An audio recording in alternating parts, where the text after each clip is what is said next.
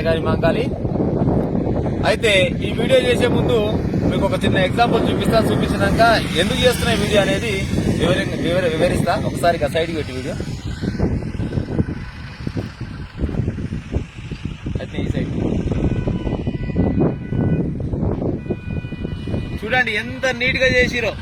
అసలు ఇంత నీట్ గా కావడానికి కారణం ఏంటంటే ఆ కారణం ఏందని చెప్తా. నిన్నమన్న ఇక్కడ మొత్తం నల్ల బొగ్గు లెక్క ఉండే, ఆ బొగ్గు కాస్త ఈ రోజు నీట్ గా అయిపోయింది, క్లియర్ గా క్రికెట్ గ్రౌండ్ అయినట్టు అయింది.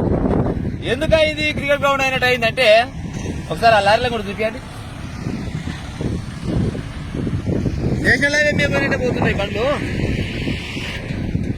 అయితే ఇది ఇక్కడ వచ్చేసి ఎంపీఎల్ కంపెనీ అని ఒక స్పాంజ్ ఐరన్ ప్లాంట్. ఫస్ట్ ఒక 15-20 ఏళ్ల కింద ఏముండే అంటే ఇక్కడ ఆశీర్వాద్ స్టీల్ ప్లాంట్ అని పడ్డది. ఈ వెల్మేడ్ గ్రామంలో పడితే మేమేమనుకున్నామంటే ఈ స్టీల్ ప్లాంట్ అనేసరికి ఏ గిన్నెలో గిలాసులో శేషలో తయారైంది అని అనుకున్నాం చిన్నగా ఉన్నప్పుడు. కానీ తర్వాత చూస్తారు అది గిన్నెల గిలాసుల కంపెనీ కాదు, స్టీల్ ప్లాంటే వాసమే. కానీ అలా తయారయ్యేది ఏంటంటే ఆ ముడి సరుకు తయారైందంట. ఏది స్పాంజ్ ఐరన్ తయారైంది. ఆ స్పాంజ్ ఐరన్ కంపెనీలో గతంలో నేను ఒక 3 సంవత్సరాలు పనిచేసిన. ఆ పని చేసేటప్పుడు కుత్తు చూసింటి దాదాపుగా ఆ కంపెనీలో పనిచేసి ఒక డ్యూటీకి పోయి ఎవరైనా కానీ డ్యూటీ దిగి ఇంటికి వస్తే ఒక 2 రోజులు లీవ్ తీసుకుంటే జర మనిషి సిక్కసిక్క అవుతాడు. నువ్వు ఆ డ్యూటీకి ఆ కంపెనీలో డ్యూటీ చేసి 4 రోజుల తర్వాత పోయినా కానీ ఇప్పుడే డ్యూటీకి వచ్చినావు అని అడుగుతాను.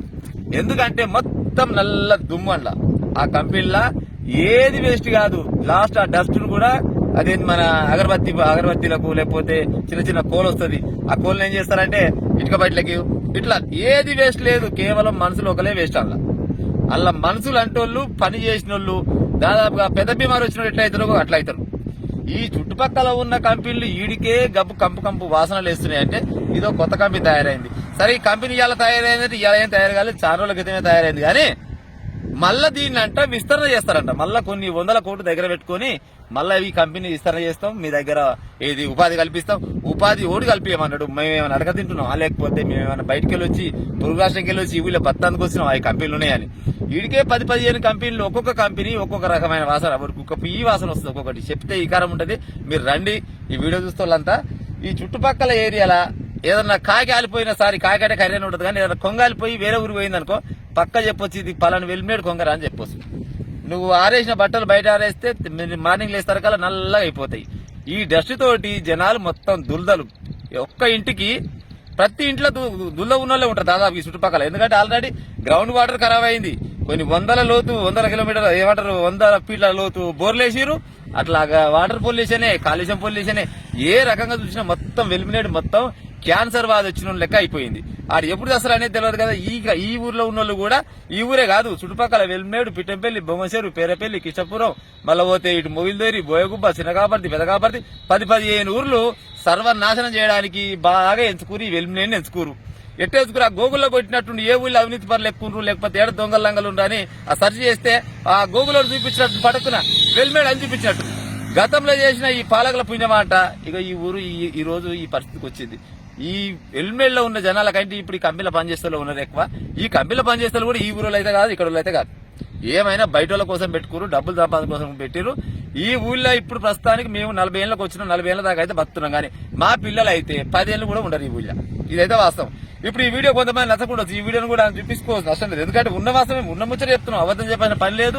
ఈ వీడియో చేస్తే నాకు రూపాయి ఇచ్చే లేదు. దాదాపుగా అందరూ చూడండి. ఇది చూసి రేపు 19 తారీఖు 18 తారీఖు ఏదో పబ్లిక్ హియరింగ్ ఉందంట.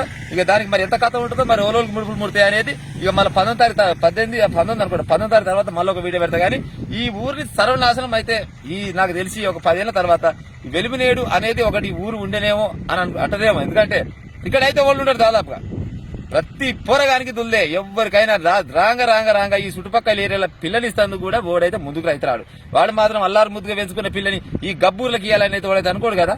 సో ఇక్కడ పిల్లని కూడా ఓడియాడు. పిల్లలు కర్మజాలు ఇచ్చినా కానీ పిల్లలు కూడా అయ్యే కాలం లేదు. ఎందుకంటే మొగలు మొత్తం ఎంత మంచి మొగోళ్ళు గట్టిగా కానీ పిల్లలు అయితే లేరు. అదేంటంటే ఆల్రెడీ ఆయన విరకరాలు మొత్తం పలసగా అయిపోతున్నాయి. డాక్టర్లు చెప్తారు, నేను చెప్పే ముచ్చట కదా, డాక్టర్లు చెప్తారు. దాదాపు పిల్లలు పుట్టారు. పిల్లలు పుట్టినా కానీ వాళ్ళు అవిటోలుగానో లేకపోతే ఏదో వ్యాధులతో పుట్టవలసిందే. కానీ బరాబర్గా జబర్దస్త్ ఉన్న పోరగాలు పుట్టారు. అసలు ఈ ఊరికి పిల్లని ఇస్తుంది కాదు, సుట్టపడి కూడా వచ్చే కాలం లేదు మా ఊరికి. దయచేసి అర్థం చేసుకొని ఈ కంపెనీలు ఇక్కడికి తీసేస్తే మీకు పుణ్యం ఉంటుంది. ఎందుకంటే కంపెనీలు ఉంటే ఊరికి దూరం ఉండాలి ఎక్కడనో.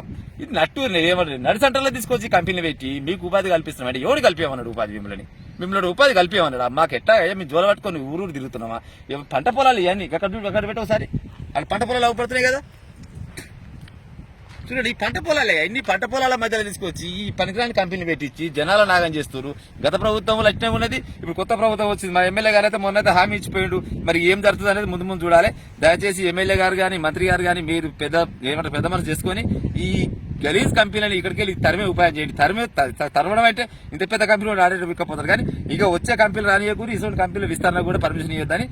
నమస్తే, ఇక ఉంటాం మరి.